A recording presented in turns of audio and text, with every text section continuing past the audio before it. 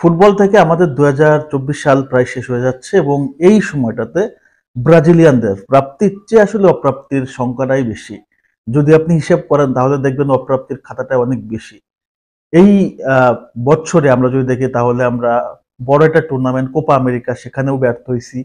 আমরা কোয়ার্টার ফাইনালে কিন্তু উরুগুয়ের সাথে টাই ব্রেকারে হেরে আসলে বাদ পড়ে গেছি। এইখানে আমার একটা বড় স্বপ্ন ছিল যে আমরা কোপা আমেরিকাটা জয় করব। এর আগে ২০২১ সালে আমরা ফাইনালে হারছি আর্জেন্টিনার কাছে এবং এবারও কিন্তু চ্যাম্পিয়ন হয়েছে আর্জেন্টিনা কলম্বিয়াকে হারায়া। বাট এই যে আমাদের বছরের শুরুতেই আমরা কিন্তু কোপা আমেরিকা জিততে পারি নাই। এরপরে আরেকটা অপ্রাপ্তি সেটা হচ্ছে ব্যালন ড'র। ভিনিসিয়াস জুনিয়রের ব্যালন ড'রটা এক কথায় লিখিত ছিল, পারফরম্যান্স ওভারঅল সবকিছু মিলে এই ব্যালন ড'রটা ভিনিসিয়াস জুনিয়র ছাড়া আসলে কেউ পায় না। কিন্তু আলটিমেটলি রুবেরি এবং কি বলে পলিটিক্সের কারণে ভিনিসিয়াস জুনিয়র কিন্তু ব্যালন ড'রটা পায় নাই। এটা হচ্ছে আমাদের এই সিজনের সবচেয়ে বড় অপ্রাপ্তি এবং আমাদের কোচ দরিভাল জুনিয়রের হাত ধরে ব্রাজিল এমন কোনো অর্জন আনতে পারে নাই। বিশ্বকাপের বাছাই পর্বেও কিন্তু আমাদের অবস্থানটা খুব একটা ভালো না, ৫ নম্বরে আমরা আছি। সো আমরা মনে করতে পারি ২০২৪ সালটা আসলে ব্যর্থতায় ঠাসা। তবে ২০২৪ সালে ব্রাজিলিয়ানদের পারফরমেন্স কেমন ছিল? আমি এই ২০২৪ সালে ৩টা এপিসোড করব ব্রাজিলিয়ান ফুটবলারদের ২০২৪ সালের পারফরমেন্স নিয়ে। একটা হচ্ছে আক্রমণ ভাগে যে ফুটবলাররা খেলে, বিশেষ করে উইঙ্গার এবং স্ট্রাইকার লেভেলে, এটা হচ্ছে এপিসোড 1। এপিসোড 2 তে করব হচ্ছে আপনার মিডফিল্ড এবং ডিফেন্স, এবং নেক্সট যে এপিসোডটা থাকবে সেটাতে থাকবে শুরু হচ্ছে গোলকিপার, যে ব্রাজিলের গোলকিপাররা কে কেমন পারফরমেন্স করলো এবং নেক্সটে ব্রাজিল ন্যাশনাল টিমে কাদের সুযোগ দেওয়া আসলে উচিত। তো আজকের ফার্স্ট এপিসোড। সো এই এপিসোডে থাকতেছে হচ্ছে এই সিজনে বা এই ২০২৪ সালে ব্রাজিলিয়ানদের পারফরমেন্সটা কেমন ছিল টপ লেভেলের, যারা হচ্ছে আক্রমণ ভাগে খেলে, ফাইনাল থার্ডে খেলে। ফার্স্টে যদি বলি তাহলে এই সিজনের সবচেয়ে সেরা নাম রাফিনহা। দুর্দান্ত দ্রুতি ছড়াচ্ছে ব্রাজিল ন্যাশনাল টিমেও যেমন, সেমভাবে বার্সেলোনা টিমে।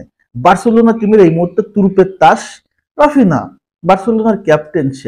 সে এই সিজনে টোটাল 25টা ম্যাচ খেলে 17টা গোল এবং 10টা অ্যাসিস্ট করছে। কি দুর্দান্ত স্টার্স! এবং যদি দেখেন 2025 সালে ব্যালন ড'র লিস্টে সবচেয়ে সংক্ষিপ্ত লিস্ট 1 থেকে 3 এর ভিতরে রাফিনা থাকবে। সো রাফিনা দিয়াজের এই সিজনটা দুর্দান্ত এবং এটা ব্রাজিলের জন্য ভালো একটা দিক। এর পরের নামটা ভিনিসিয়াস জুনিয়র। এক কথায় রিয়াল মাদ্রিদের সাদা জার্সিতে ব্রাজিলিয়ান ভিনিসিয়াস জুনিয়র দুর্দান্ত। এই সিজনে সে ফিফা দা বেস্ট ফুটবলার হয়েছে। এটা হচ্ছে আমাদের এই সিজনের সবচেয়ে বড় প্রাপ্তি, আর কোনো প্রাপ্তি নেই। ভিনিসিয়াস জুনিয়র এই সিজনে অনেকটা সময় ইনজুরিতে মাঠের বাইরে, তারপরেও তার মাঠে যখন নামতেছে ব্রাজিল এর হোক আর রিয়াল মাদ্রিদের হোক, ব্রাজিলে হয়তো বা তার পারফরমেন্সটা একটু ঘাটতি আছে, তবে রিয়াল মাদ্রিদ জার্সিতে তার পারফরমেন্সটা দুর্দান্ত। সে টোটাল 20টা ম্যাচ খেলছে, সেখানে 13টা গোল এবং 10টা অ্যাসিস্ট করছে এবং এর ভিতরে সে 2টা ফাইনালও কিন্তু খেলে ফেলছে। সো বুঝতেই পারতেছেন যে ভিনিসিয়াস জুনিয়র কতটা দুর্দান্ত ফর্মে আছে। এর পরের যে নামটা সেটা হচ্ছে রদ্রিগো গোয়েজ, এবং সেও কিন্তু রিয়াল মাদ্রিদের প্লেয়ার এবং তার পারফরমেন্সটাও দুর্দান্ত। রিয়াল মাদ্রিদ এবং ব্রাজিল ন্যাশনাল টিমও তার কিন্তু পারফরমেন্সটা এক কথায় অনবদ্য এবং সব জায়গায় সে কিন্তু নিজেকে উজাড় করে দিচ্ছে এবং আগামী দিনে ব্রাজিলের অন্যতম সেরা প্লেয়ার হতে যাচ্ছে, এখানে কোনো সন্দেহ নেই। এবং রদ্রিগোরও পারফরমেন্স যদি দেখেন তাহলে এই সিজনে তার গোল সংখ্যা হচ্ছে 6টা এবং অ্যাসিস্ট সংখ্যা হচ্ছে 4টা। এরপরে যে নামটা সবচেয়ে আলোচিত সেটা হচ্ছে ম্যাথিউস কুনহা। যে ম্যাথিউস কুনহা ব্রাজিলের সুযোগ পাইছে অনেকবার, কিন্তু নিজেকে মিলে ধরতে পারে নাই, নিজেকে আসলে প্রমাণ করতে পারে নাই, ব্যর্থ হয়েছে। এবং সে ম্যাথিউস কুনহা এই সিজনটা দেখি আউটস্ট্যান্ডিং। ইংলিশ প্রিমিয়ার লিগে তার ক্লাব ওলভসের হয়ে সে দুর্দান্ত খেলতেছে এবং টোটাল যদি দেখি তাহলে এই সিজনে তার গোল সংখ্যা হচ্ছে 11টা এবং অ্যাসিস্ট সংখ্যা যদি দেখি সেটাও কিন্তু কম না, নিয়ে 4টা। সো গোল এবং অ্যাসিস্ট দুটাতে কিন্তু ম্যাথিউস কুনহা দুর্দান্ত ভাবে আসলে নিজের দলটাকে আসলে প্রতিনিধিত্ব করতেছে। এরপরে ইংলিশ প্রিমিয়ার লিগে আরেকটা প্লেয়ার আছে জও পেড্রো, যাকে আমরা নেক্সট নাম্বার 9 হিসেবে কিন্তু আসলে ট্রিট করতেছি বা ভাবতেছি। এবং জোয়া পেড্রো কিন্তু ইংলিশ প্রিমিয়ার লিগে একটা বড় ক্লাবে খেলে, ব্রাইটনে খেলে। ব্রাইটন যথেষ্ট ভালো একটা ক্লাব এবং সেখানে সে টোটাল 11টা ম্যাচ খেলে সেখানে 6টা গোল করছে, 4টা অ্যাসিস্ট করছে। স্ট্যাটসই বলে দেয় তার পারফরমেন্সটা দুর্দান্ত, কারণ সে বেশি প্লেইং টাইম পায় নাই, তারপরেও সে যতটুকু পাইছে সেটাতেও কাজের কাজ করে ফেলছে। এবং লাস্ট নামটা হচ্ছে আমাদের মার্কোস লিওনার্দো।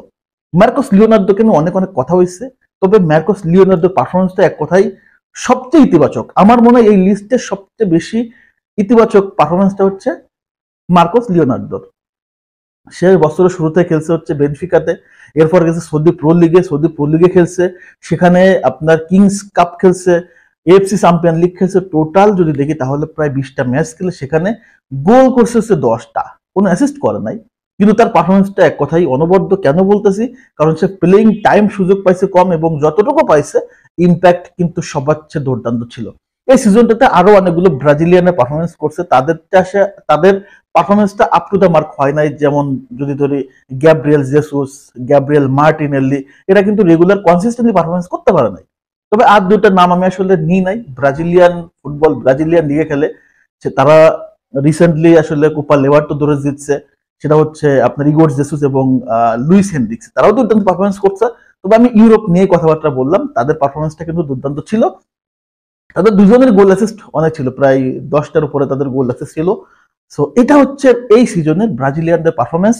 এবং এই যে 24 সালটা শেষ হয়ে যাচ্ছে ব্রাজিলিয়ানদের কাছ থেকে, এবং এই 24 সালটা যে পারফরমেন্স তারা দিচ্ছে, আশা করি আগামী বছরের শুরু থেকে কিন্তু ব্রাজিলের দুটা বিগ ম্যাচ, একটা হচ্ছে কলম্বিয়া আর্জেন্টিনার সাথে, সো বিগ ম্যাচকে কেন্দ্র করে অবশ্যই তারা যে পারফরমেন্সটা করতেছে এবং সেটা যেন ক্যারি করতে পারে নেক্সট সিজনের নেক্সট বছর, এটা হচ্ছে প্রত্যাশা।